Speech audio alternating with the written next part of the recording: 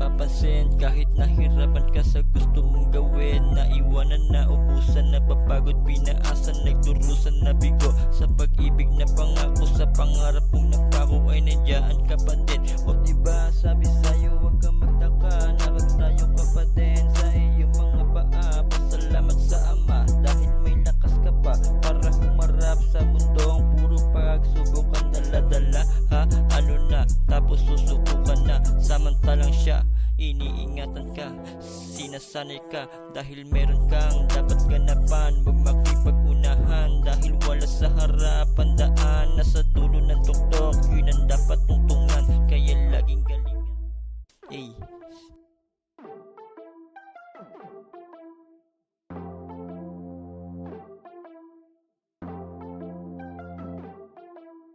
Gagawin ang gagawin, di ko na lang iisipin na mga suliranin kahit saan ako dalhin. Nandaan ang tatahakin ay kasama